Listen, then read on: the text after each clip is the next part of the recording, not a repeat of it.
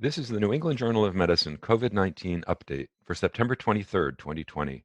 I'm Stephen Morrissey, managing editor of the journal, and I'm talking with Eric Rubin, editor in chief, and Lindsay Baden, deputy editor. Eric and Lindsay, this week the official death toll around the world approached 1 million, and deaths in the United States have gone past 200,000. So it's a time to take stock. Let's take a step back and look at what's changed since the disease was first reported 8 months ago. What have we learned in that time? Steve, I guess I'd start out by acknowledging what an incredible tragedy this has been. And it's been a tragedy that's been exacerbated by mistakes. But I think it's worth starting off with the other side of the message. This is the Jewish season of reflection. And I think that it's important to get across the idea that a crisis like this has brought out the best in many people. It's shown how people can be resilient and really brave in the face of a disaster. Lindsay and I are physicians, and we've seen our colleagues taking care of patients throughout the crisis at real risk to themselves. And they've had to sacrifice their own career goals, their own training goals in order to switch over just to take care of COVID 19 patients. And they've really done this willingly, happily. I think that they've really felt like they were providing care that was important to these people. And the risks that they take are much smaller than the risks to the nursing staff and other caregivers who spend a lot of time in patient rooms. And remember, at the beginning of this outbreak, we didn't know how to control infection in the hospital. And there were many examples from early on, especially in China, but as the disease spread, of people who were getting infected in hospital settings. And so, really have to salute these people. And it's not just in the hospital. There are the staff at nursing homes, there are first responders, and then there are all the people who take care of us in general. The whole food supply chain required people to be working during the lockdown from the farm all the way to the grocery store. And again, these people didn't really know the risks that they were encountering at the time. And it was at a time when there were very high rates of infection in certain areas. And then researchers have been working through the pandemic, and pretty much everything we know about the disease and the countermeasures that we do have so far come from them. So I think this is a good time to express our gratitude to the people who've done this work and for all the sacrifices that people have made and are continuing to make. It is worth reflecting that a year ago, we had no idea that this virus existed. The world was a different place. And I can't share your sentiment enough that the frontline workers, when this pathogen emerged and we didn't even know it existed, we didn't know what it was, we knew nothing about transmission, disease severity. Early physicians and healthcare workers who initially described this not only contracted it and succumbed to the illness, and even recently, healthcare workers are succumbing to illness with COVID 19. That over the last 10 months, the community has rallied to take care of patients, to take care of each other, particularly in the healthcare environment with all of the uncertainties early on and the limited resources that we had to protect ourselves in the hospitals and elsewhere.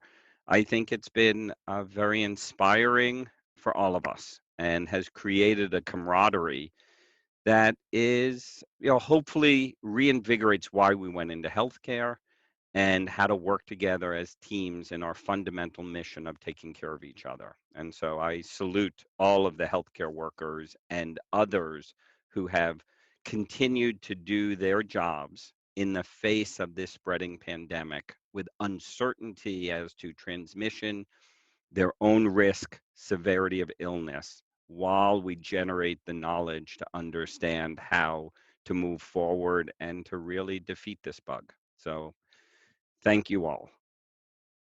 So you mentioned transmission. Let's look at that. What do we know about transmission? What have we learned that can help reduce the spread of this disease? Well, at this point, this looks like other respiratory viruses in that there are multiple possible routes of transmission. It seems likely that the primary route is droplets. These are large particles that can be transmitted to people who are standing relatively close to someone who is infected. And that's very important because most of our control measures have focused on droplet transmission. And we know that two measures work for that: social distancing and masks. And epidemiologic evidence suggests that even imperfect masks can provide protection against disease, not complete protection, but moderate amounts of protection, which is extremely important. We know the virus can land on surfaces and persist there, but it's unclear if these fomites are very important in spreading infection. And it's likely that under some circumstances, aerosols can spread infection, though this is probably not a common route, but it might be important, especially in super spreading events where a number of people get infected at a single time. And it might be important increasingly in parts of the world that are getting colder right now as people head indoors. And that's where aerosols are most likely to be transmitted. So I think there are important consequences to what we know right now. One is that straightforward public health measures work, separating people who are infected or potentially infected by quarantine and isolation, social distancing, masking, contact tracing. All of these by themselves have been extremely effective in some places in bringing down the rate of infection. And the more rigorously they're instituted, the more likely they are to work. The one other piece of biology that we've learned is an unfortunate one, which is that transmission occurs early in infection. In fact, most transmission likely occurs from asymptomatic individuals or pre-symptomatic individuals who aren't showing any signs of disease yet and therefore don't know that they're infected. And since we can't easily identify those people, it makes control a lot more complicated. I mean, I think that, Eric, as you summarize 8 months worth of knowledge and science, for us to reflect back in January, February, when it was unclear how transmission occurred. And what's occurred over the last 6, 7 months are systematic studies that enable us to understand the degree to which there can be viral replication in the oropharynx when individuals are not yet sick or never become sick. And then different modes with which these potentially infectious viral particles can then be spread, as you mentioned, aerosols versus droplet. And also some of the epidemiologic data that shows that through basic public health interventions, such as distancing, mask wearing, hand washing, transmission can be dramatically decreased. And I think that's a testament to the scientific process, generating systematic data, and learning from natural experiments. And that's really important for us to understand how to protect ourselves and each other and to use these data thoughtfully. I think another point that you bring up, Lindsay, is sort of the evolution of the science behind the understanding of the disease. We started out at the very observational level, and we've progressed over time to a more systematic approach to understanding disease. And that continues to yield not only new insights, but I think more importantly, more concrete insights that we can have a lot of confidence in. And so I think that encouraging that high quality investigation is really important going forward. And the repeatability, which is sort of implied in your comments, Eric, but that different groups in different ways are asking similar questions and finding consistent results. And that allows us to increase our confidence in the biology that's being understood and then the actionable nature of that biology that we can reduce to practice. And I think that is part of our goal, is to iterate, improve our understanding, and then apply it in a way that leads to benefit, and in this case, decreased transmission or severity of illness. The fact that asymptomatic and pre-symptomatic people can transmit this disease makes testing for it all that much more important. So where does testing stand at this point in the pandemic? Well, for now, the most important tests are those that can identify those people that you're talking about, Steve, those that are capable of transmitting. For that, the go to test remains nucleic acid amplification tests, usually using RT PCR. It's clear that these aren't perfect tests, but they do work, and there has been some progress in making them more accessible, particularly using samples other than the deep nasal swabs that were used entirely originally, because they require a skilled worker to obtain the tests.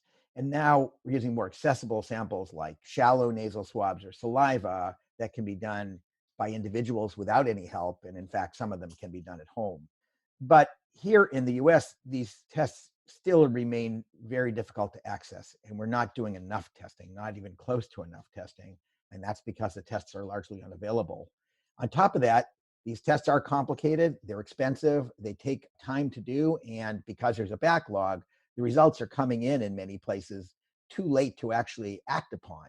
So we're still not there. And I think it's stunning that we still aren't able to test at the scale we need to do to limit transmission effectively. Now, there are other tests out there that might help. And the ones that are particularly interesting are those that are point of care, where you can get relatively fast answers before a patient leaves the testing site. Many of these use antigen testing, and antigen testing we know is less sensitive than nucleic acid amplification. And so it might not be the right test in some settings. However, it might provide in the right settings a way to reduce transmission overall. And then there are new formats that might help. And one of the big advantages of using other formats of tests is that they use different reagents and different supplies, and therefore they might get around some of the supply chain issues which have limited our use of RT-PCR. I think we should also mention that another set of tests, the serologic tests, are much more widely available now. Their place is still not clear because we don't know two things. First off, the performance characteristics of each test vary quite considerably. But more importantly, we don't know the significance of a true positive. If you do have antibody, does that mean you're protected, or how protected are you? We still don't know that. So it's difficult to know how to use these tests appropriately at this point. So, Eric and Steve, what's been exposed with the SARS-CoV-2 rapid spread and particularly the asymptomatic transmission, as you point out, there's testing capacity where the state-of-the-art testing in many microlabs is 1950s technology with culture. And as we move to molecular tests, do we increase the capacity to be able to apply them as we need for different infectious diseases, new infectious diseases, and then how do we go to scale for the community need for a given test? And I think the national testing capacity is not where we need it or want it to be, and it's something worth reflecting on as a community, which of course we'll speak to, as Eric said, the supply chain. So are testing using all the same reagents or different reagents, and what the economics are of testing. But I think of testing as our radar, and how do you work an airport without radar? How can you manage an infectious disease without radar to know if it's present and where is it spreading? Then there's the issue of testing application, which is it being used for a medical diagnostic purpose, or is it being used as a social or public health use, such as contact tracing or how to diminish community spread through surveillance? And then what the public perception is of testing, whether it's serology for past infection or nucleic acid or antigen for acute infection, and that testing is not a bad thing and a positive test is not a bad thing, but rather these are tools to inform us to better diagnose and control spread of a novel pathogen. And whether it's SARS-CoV-2 or the next infection of concern, do we have the national and international infrastructure to identify early and to scale up the diagnostics so that we can better understand transmission dynamics as early as possible before things become endemic and then much harder to control? I think we've talked about this before, but what would really change things is that we took the hospital lab completely out of the picture and we had a test that could be done right at site by anybody quickly and cheaply. This is kind of a holy grail, but think about what a difference it would make if children could be tested on their way into school and employees could be tested on their way into work and decisions could be made right there. We're not there yet. There are technologies which might be able to do that, but this should be a priority right now. And I think it hasn't been prioritized to the extent that it should be. How do we develop a test that we trust? And how do we apply that test? And I think this is an opportunity for us as a community to reflect on what we need as a community in general and in specific. And I agree, Eric, a point of care test with a rapid turnaround, testing that gives a result a week later, is useful for counting statistics retrospectively, not useful for delivering care or intervening to stop transmission. And so point of care tests or tests with rapid turnaround are critical, deployed where we need them. But I do think this is an opportunity for us as a community to reflect on how do we invest in capacity for the kinds of problems that we're likely to face, and do we have the resiliency and the resources to be able to address them quickly. And we currently have not yet risen to the challenge for COVID.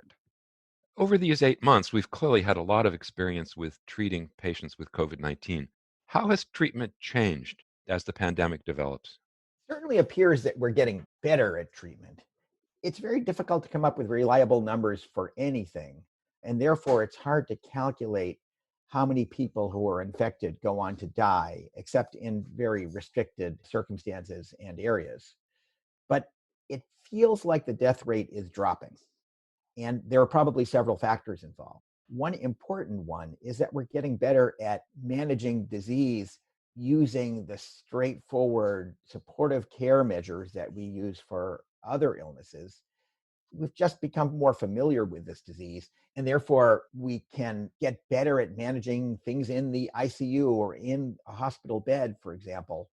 So supportive care has probably improved considerably, and I think that is likely to have had a big impact. We also have some specific interventions, and they've helped us both understand the biology of disease and also treat patients. Relatively early in disease, when viral replication is at its peak, we have an antiviral drug, remdesivir, which does seem to improve clinical outcomes of patients. And later in disease, when there's a massive inflammatory response that's driving the pathology of disease, the corticosteroid dexamethasone can decrease the death rate. Each of these have relatively small effects, so neither of them is a home run. But given the number of patients, they can really have an impact on the death rate overall and might be contributing to the better outcomes that we're seeing.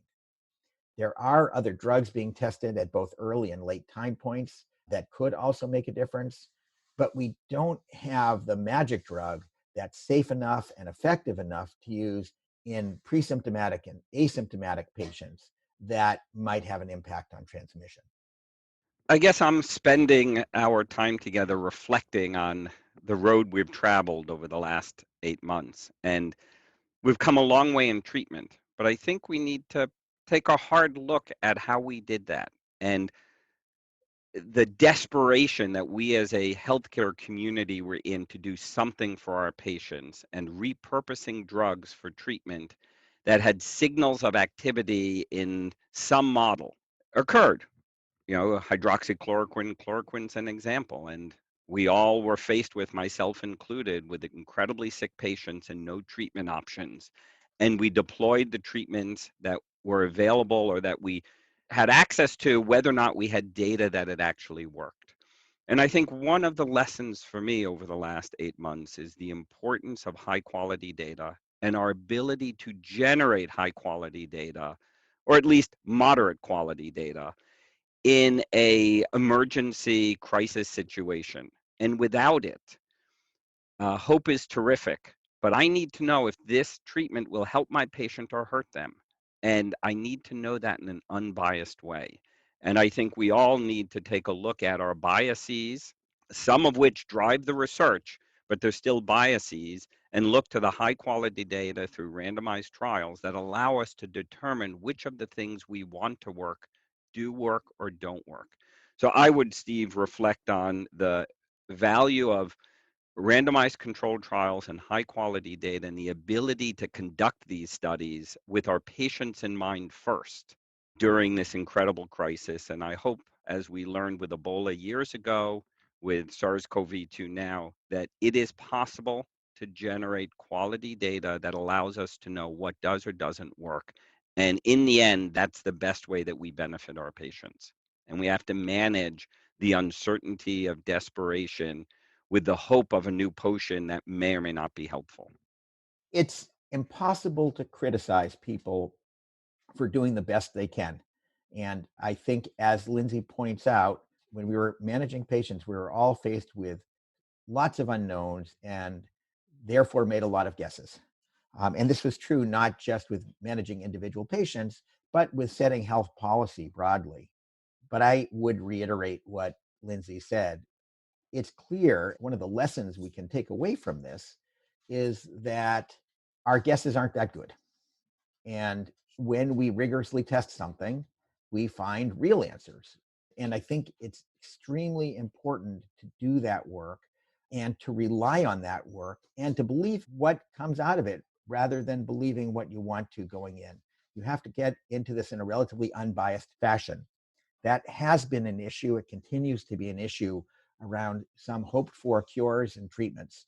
And I think we want to be careful about sending the consistent message that science, research, clinical research really matters. And it does give you real answers.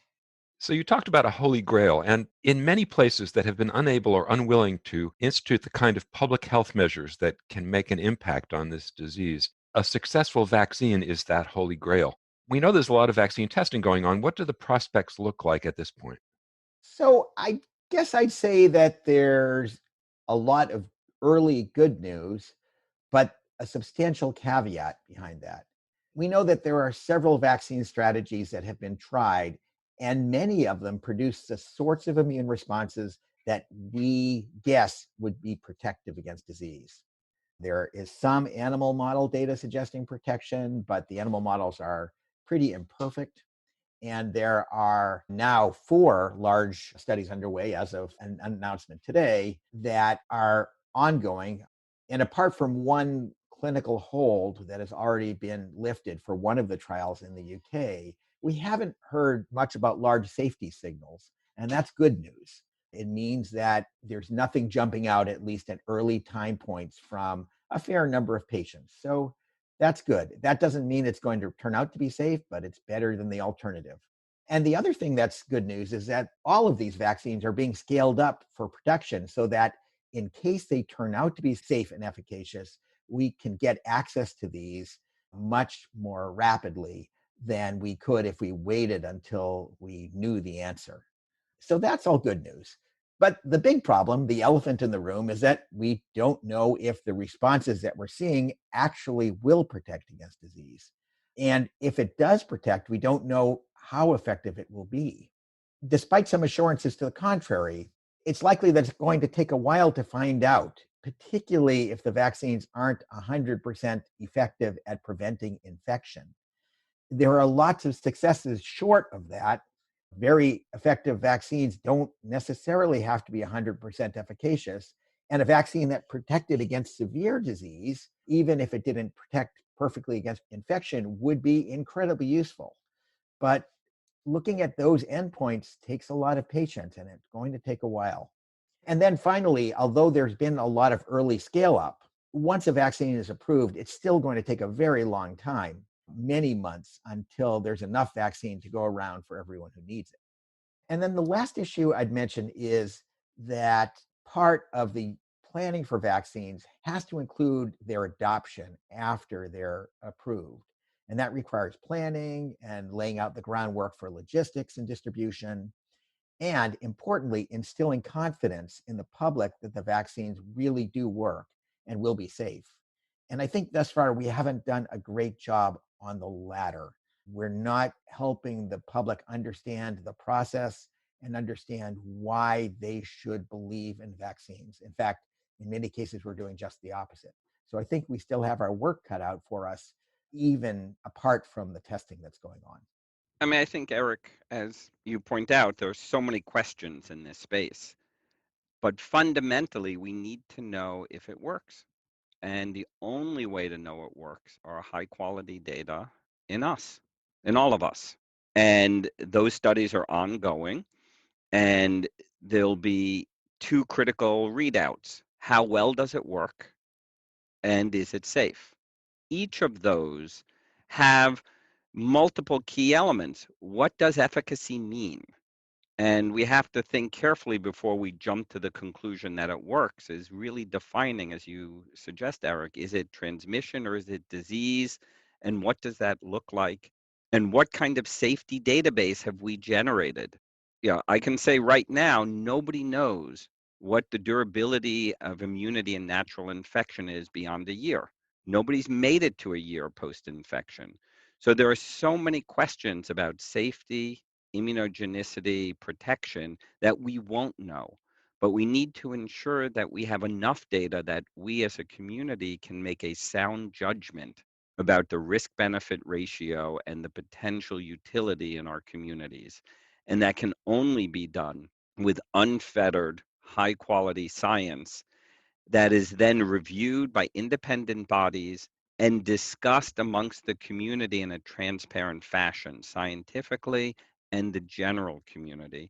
Otherwise, we'll fail at the goal line, as you suggest, Eric, where we have a vaccine that may be terrific, but nobody trusts it.